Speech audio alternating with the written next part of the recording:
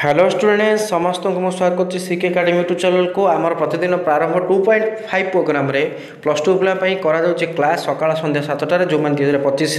परीक्षा देवे तेणु तुम्हें मैंने कौन कर सीके एकेडमी यूट्यूब चैनल तरफ सकाळ 7 संध्या 7 प्रारंभ 2.5 प्रति विषय क्लास करा डिफरेंट टीचर्स मान द्वारा तेणु आसतु फ्री रे संपूर्ण रूपे फ्री ऑफ कॉस्ट रे क्लास करूँ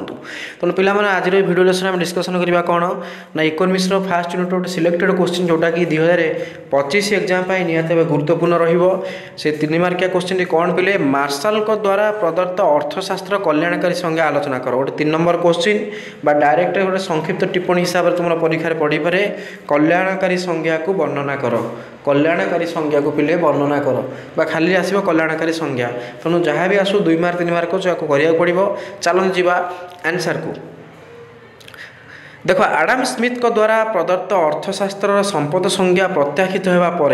अन्य एक ख्यातिसंपन्न इंग्रेज अर्थशास्त्री प्रोफेसर अल्फ्रेड मार्शल अर्थनीतिर एक नूतन संज्ञा निरूपण कले जो आडम स्मिथ जो संपद संज्ञा देते मार्शल कौन कले विरोध कले भूल बोली कहले तेणु सी निजस्व गोटे संज्ञा देले किए से अल्फ्रेड मार्शल जोटा कि कहुए कल्याणकारी संज्ञा सी गोटे पुस्तक लिखिते केबे ना 1890 मसीह पिले लिखिते से पुस्तकर ना कौन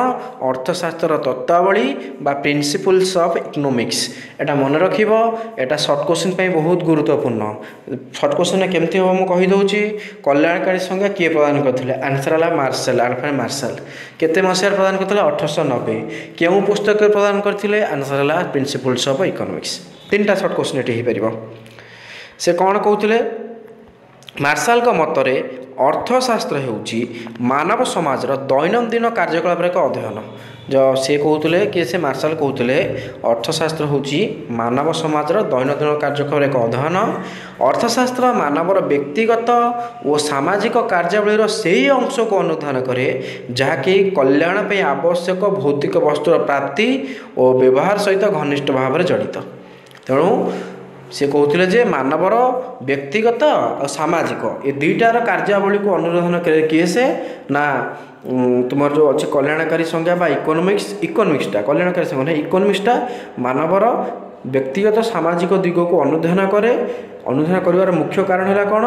भौतिक वस्तुर प्राप्ति और व्यवहार भौतिक वस्तु केमती प्राप्ति किपर व्यवहार कर विषय जड़ित होता है तेणु गोटे दिगरे यह संपदर अध्ययन करुए अन्य एक दिगरे अधिक गुरुत्वपूर्ण मनुष्यर अध्ययन अंशविशेष अटे गोटे पटे संपदर अध्ययन करे आ गोटे पटरे मनुष्यर अध्ययन करें बुझेगा तेणु मार्शल को प्रदत्त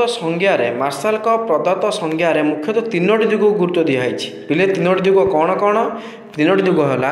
भौतिक वस्तुगुड़िक मनुष्यर कल्याण साधन निमंते उपयोगी फास्ट पॉइंट से कौन कहले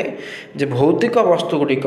मनुष्यर कल्याण साधन निमंते उपयोगी अटे मन रखा को भौतिक वस्तुगुड़िक मनुष्यर कल्याण साधन उपयोगी अटे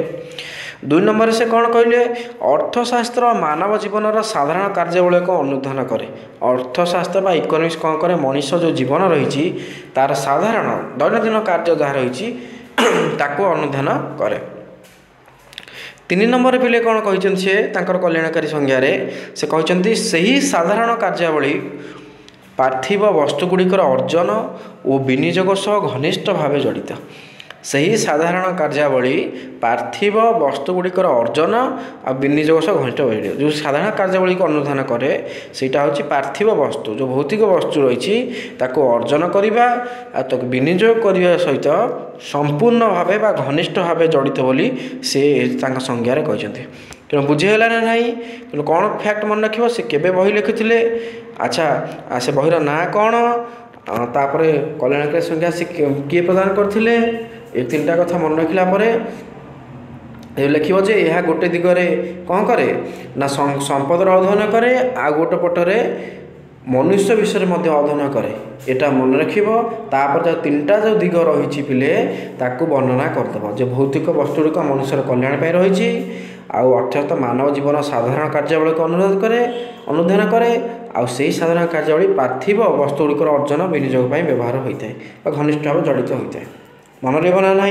तो ये इंपोर्टाट क्वेश्चन जे मार्शल कल्याणकारी संज्ञा 3 मार्क आसीपे कल्याणकारी संज्ञा कि 2 नंबर भी पड़ पारे जे कल्याणकारी संज्ञा कहले कौन बुझ